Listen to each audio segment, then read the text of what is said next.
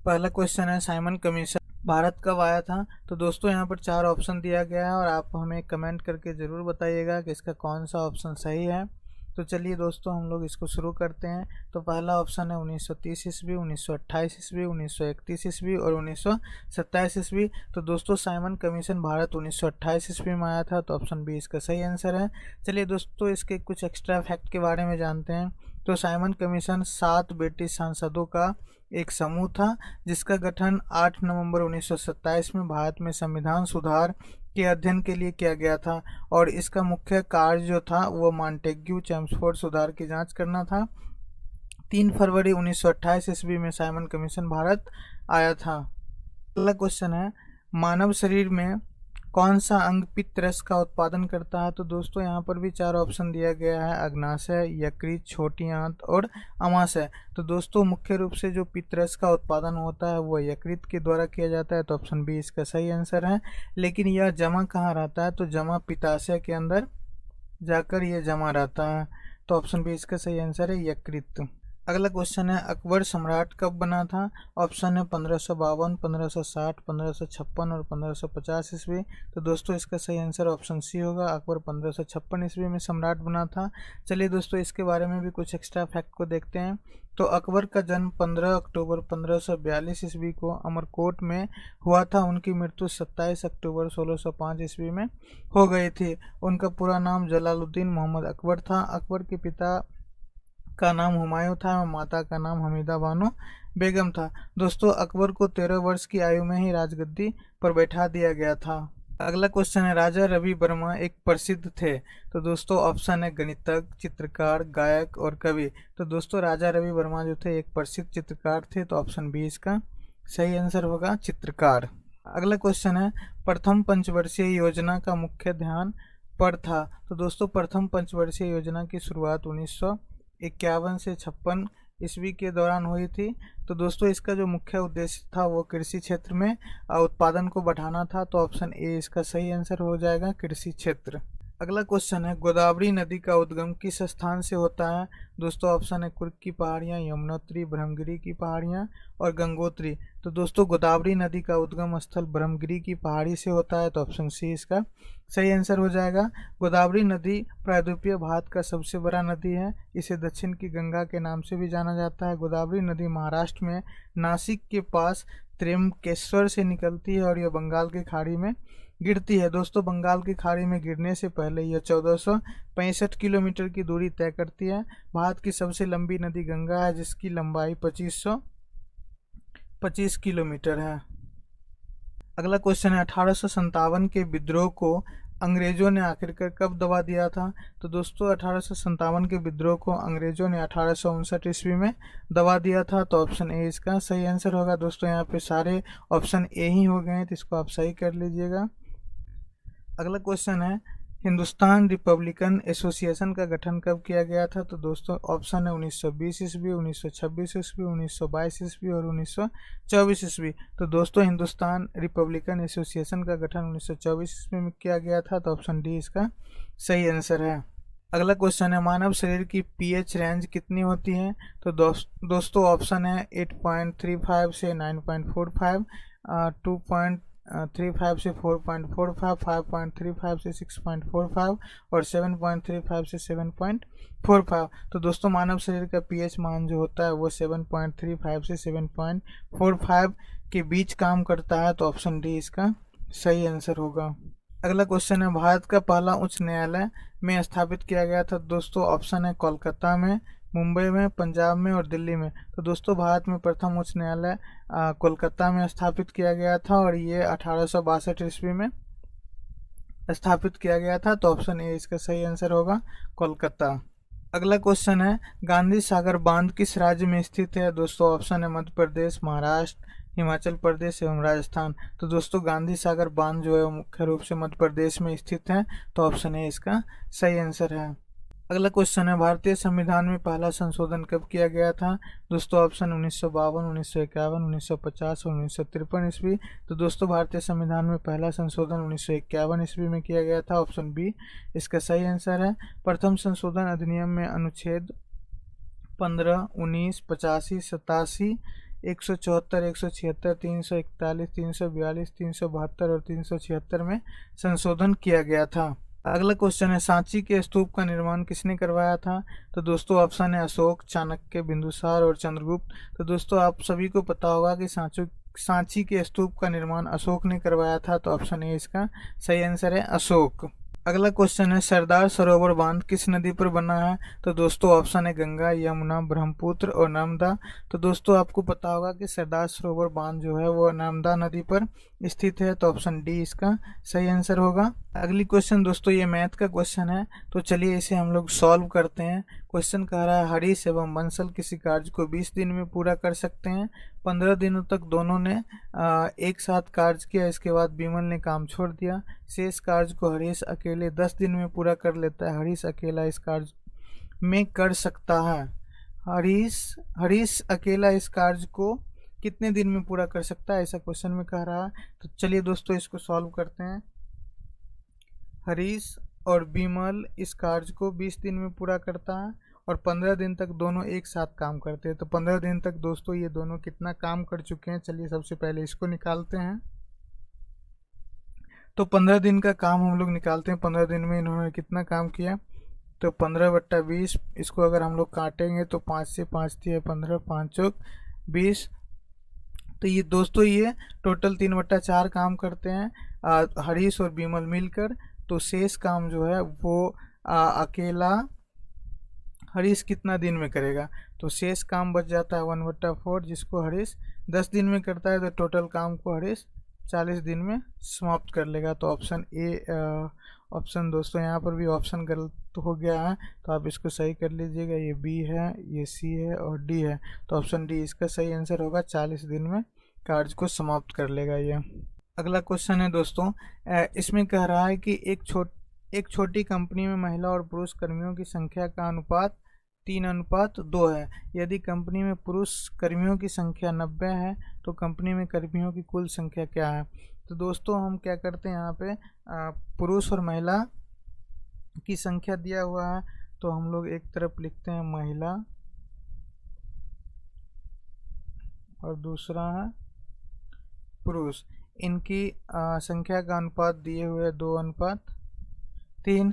तो कहता है यदि कंपनी में पुरुष कर्मियों की संख्या, तो दोस्तों पुरुष का अनुपात दिया हुआ है 3 और इसमें एक्चुअल में जो संख्या दिया हुआ है वो दिया हुआ है 90। तो हम लोग इसको रेशियो की मदद से बनाते हैं। तो एक रेशियो का मान हम निकालते हैं दोस्तों 90/3, तो ये निकल के आता है 30। अगर एक रेशियो का मान 30 आता है तो इसमें पूछ रहा है कि कंपनी के कर्मियों की कुल संख्या कितनी है। तो दोस्तों आपको पता है कि कंपनी में जो कर्मियों की संख्या है वो टोटल 2 अनुपात और यहाँ 3 अनुपात, ये टोटल 5 अनुपात है और एक अनुपात का मान 30 है, इसलिए 5 अनुपात का मान हो जाएगा 30 × 5, अर्थात 150 कर्मचारी इस कंपनी में काम करते हैं। तो ऑप्शन डी इसका सही आंसर होगा 150। अगला क्वेश्चन है दोस्तों, ये मैथ का क्वेश्चन है, तो चलिए हम लोग इसको देखते हैं कि ये क्वेश्चन क्या कह रहा है। दोस्तों क्वेश्चन कह रहा है, एक व्यापारी द्वारा खरीदी गई 20 वस्तुओं की लागत 15 वस्तुओं के विक्रय मूल्य के बराबर है, तो व्यापारी को क्या होगा? तो चलिए दोस्तों इसको हम लोग सॉल्व करके देखते हैं। कहता है 20 वस्तुओं का क्रय मूल्य को हम लोग CP लिख सकते हैं। तो कहता है 20 वस्तुओं का क्रय मूल्य, तो 20 वस्तुओं का CP 15 वस्तुओं के विक्रय मूल्य के बराबर है, तो 15 वस्तुओं के SP के बराबर है। SP4 यहाँ पर सेलिंग प्राइस है दोस्तों, और CP और SP का हम लोग यहाँ पर रेशियो निकाल लेते हैं। तो CP और SP का रेशियो हो जाएगा 15/20। अगर इसको हम काट के इसको छोटा करने की कोशिश करते हैं तो 5 दिया 15, 5 चौक 20 हो जाएगा दोस्तों। CP और SP का जो रेशियो निकल के आता है वो 3:4 आता है। तो यहाँ पे आपका 3 क्रय मूल्य है और 4 जो है वो विक्रय मूल्य है। तो दोस्तों हम यहाँ पे क्या करेंगे, क्रय मूल्य छोटा और विक्रय मूल्य अधिक है, तो स्वाभाविक सी बात है कि हमें लाभ ही होगा। तो दोस्तों यहाँ पर 4 में से 3 को घटाते हैं तो 1, और क्रय मूल्य के रिस्पेक्ट में ही हम लोग लाभ ही और हानि को निकालते हैं, तो 3 × 100। तो इसको आप डिवाइड अगर करेंगे दोस्तों तो ये हो जाएगा 33.33% की लाभ होगी हमें। तो ऑप्शन बी इसका सही आंसर हो जाएगा। उस व्यापारी को 33.33% का लाभ होगा। अगला क्वेश्चन है दोस्तों, ये भी मैथ का ही क्वेश्चन है। कहता है यदि दो संख्याओं का अनुपात 3:5 है और उनका लॉग 120 है तो ये संख्या क्या क्या हो सकती है। तो दोस्तों दो संख्याओं का अनुपात है यहाँ पे 3x अनुपात 5x, इसमें हम लोग x लगाते हैं तो दोनों का एलसीएम अगर आप लेते हैं दोस्तों तो इसका एलसीएम आ जाएगा 15x, जो कि 120 के बराबर है। अब यहाँ से हम x का वैल्यू ले लेते हैं तो 120/15 आ जाएगा दोस्तों। अगर इसको आप काटेंगे तो ये 8 बार में कट जाएगी, तो यहाँ पे x का वैल्यू 8 आ जाता है। तो दोनों संख्या क्या क्या हो जाएगी, एक बार 3 को 8 से गुना करेंगे, एक बार 5 को 8 से गुना करेंगे, तो ये संख्या हो जाएगी 24 और 40। तो ऑप्शन सी इसका सही आंसर है। अगला क्वेश्चन है दोस्तों, कंप्यूटर में डाटा को किस रूप में संग्रहित किया जाता है। ऑप्शन है अक्षर, चित्र, चुंबकीय और बाइनरी। तो दोस्तों कंप्यूटर में जब भी किसी डाटा को संग्रहित किया जाता है या सेव करके रखा जाता है भविष्य के लिए, तो उसे बाइनरी फॉर्मेट में ही रखा जाता है। तो ऑप्शन डी इसका सही आंसर है, बाइनरी। अगला क्वेश्चन है, प्रोग्रामिंग लैंग्वेज जावा का आविष्कार किसके द्वारा किया गया था। तो दोस्तों ऑप्शन है Charles Simonyi, Paul Allen, Job Hertsen और जेम्स गोसलिंग। तो दोस्तों प्रोग्रामिंग लैंग्वेज जावा जो है इसका आविष्कार जो किया गया था वो मुख्य रूप से जेम्स गोसलिंग के द्वारा किया गया था। तो ऑप्शन डी इसका सही आंसर होगा। अगला क्वेश्चन है, इंटरनेट पर एक होस्ट से दूसरे होस्ट को फाइल स्थानांतरित करने के लिए निम्नलिखित में से किस प्रोटोकॉल का उपयोग किया जाता है। तो दोस्तों यहाँ पर पहला ऑप्शन है आईपी, दूसरा है एफटीपी, तीसरा है टीसीपी और चौथा है यूडीपी। तो दोस्तों जब हम इंटरनेट पर एक होस्ट से दूसरे होस्ट को फाइल स्थानांतरित करते हैं तो वहाँ पर जिस प्रोटोकॉल का यूज़ किया जाता है वो होता है एफटीपी प्रोटोकॉल, अर्थात फाइल ट्रांसफ़र प्रोटोकॉल का उपयोग करते हैं। तो ऑप्शन बी इसका सही आंसर होगा।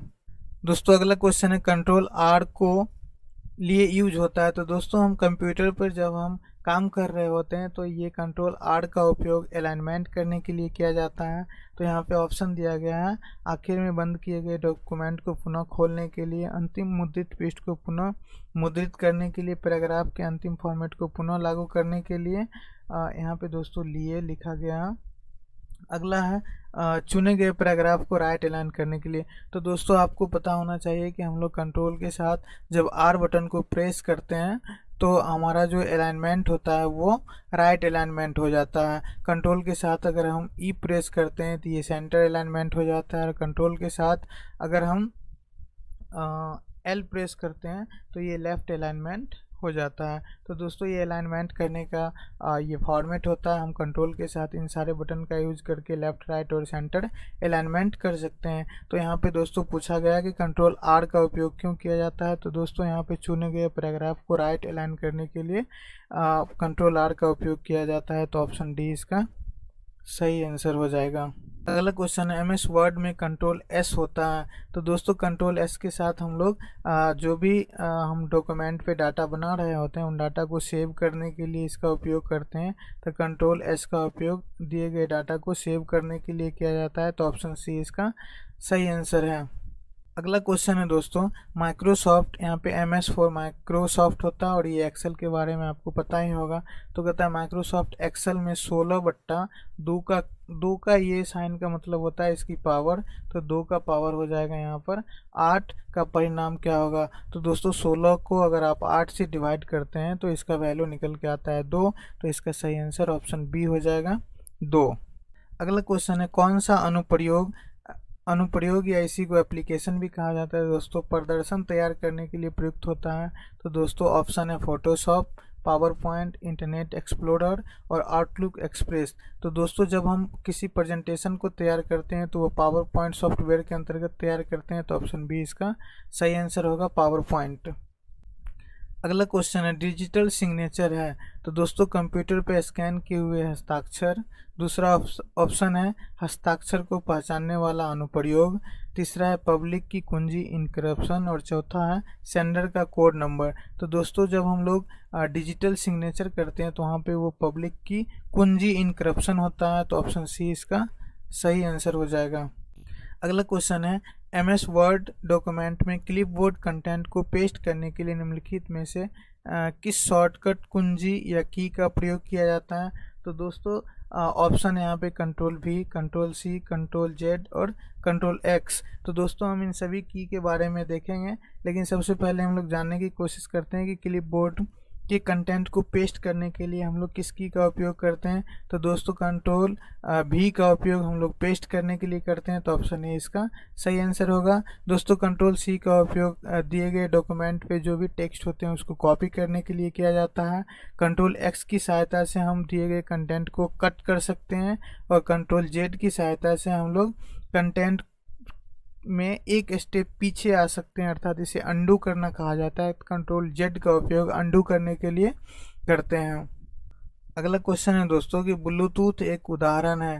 तो दोस्तों ऑप्शन है व्यक्तिगत क्षेत्र नेटवर्क, स्थानीय क्षेत्र नेटवर्क, वर्चुअल प्राइवेट नेटवर्क और इनमें से कोई नहीं। तो दोस्तों ब्लूटूथ जो होता है वो व्यक्तिगत क्षेत्र नेटवर्क अर्थात पर्सनल एरिया नेटवर्क के लिए काम करता है, तो ऑप्शन ए इसका सही आंसर होगा।